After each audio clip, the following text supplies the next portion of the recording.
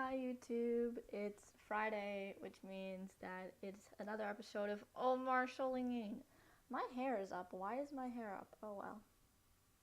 Meh, meh. Put my hair up when I'm doing research and I just kind of forgot to take it down. Oh well, too lazy. Um, so this week I'm going to be talking about something suggested by someone watching. I'm going to be talking about the Ice King. And at first I was I think a couple hours ago, I was like, what the hell? He's just kind of a weird character who tries to kidnap princesses.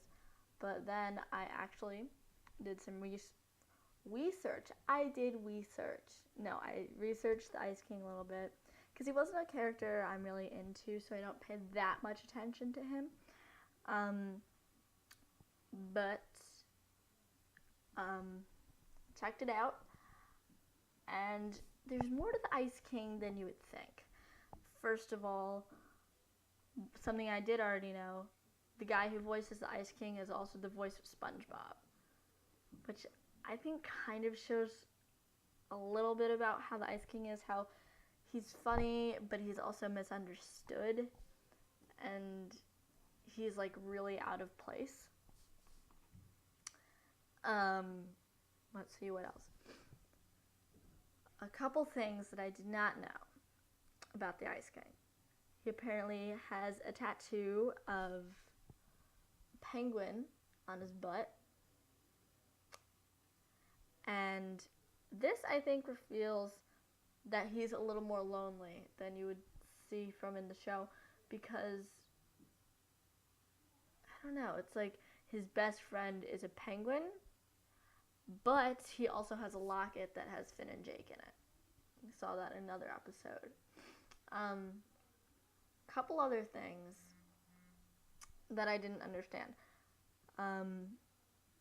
He considers himself a wizard, but we do know at one point in time he was a human. But it was before like this apocalypse, and that's something I'm going to talk about in another episode, what the world of Finn and Jake is about. But it was before the apocalypse and the wars and everything, so he's got to be old.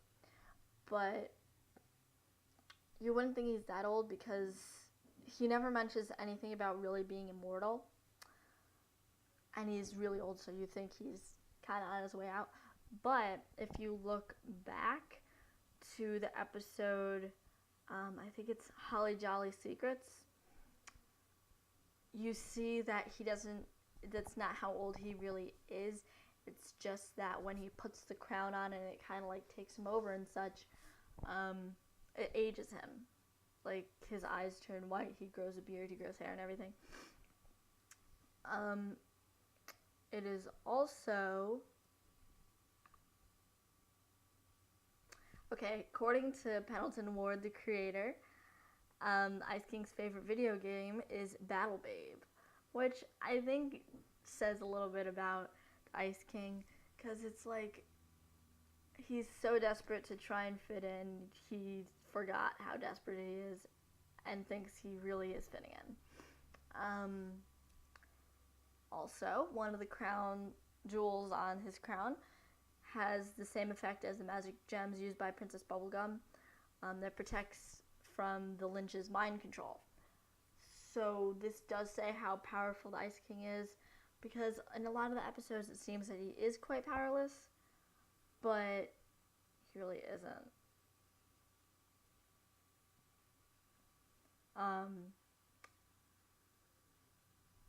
I also think that he has more of an imagination, so I don't know if the wizard eyes really exist, because the episode of Fiona and Cake, we realize the gender swaps are all just part of his imagination. What else is there? Oh, something that really caught me off guard. He is apparently about the same age as Marceline. So, I don't think they've really met in any episodes, but that makes me really want to see them meet in an episode, because if they're around the same age, that would mean they would have seen the world before the candy wars and all this stuff happened. So it would almost be like, I don't know, it would be weird to see the only two characters remembering that time period talking about it. I don't know. I would really love to see an episode with Marceline the Vampire Queen and the Ice King. I really think that would, because also he goes after princesses only of a certain age. Like he won't go after kids. Okay, he's not a pedo. But why won't he go after queens? Because as far as we know, there is no vampire king besides Marceline's father. I don't even think he's a vampire king. So that's another thing that I think is interesting, that even though she's technically a princess, because she only has the queen title because she defeated the vampire king, and I'll do another analysis of her sometime, he hasn't gone after her, which leads me to believe that they do know each other, kind of, which is why they're avoiding each other.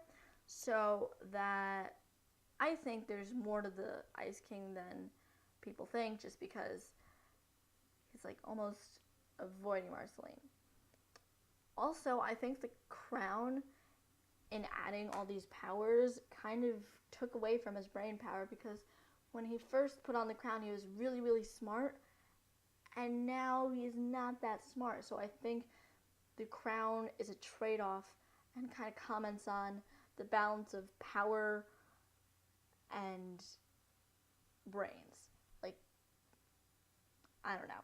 So that was kind of my analysis of the Ice King. If you have any suggestions for the show, please comment below, and I will see you next week. I really hope I see you next week. So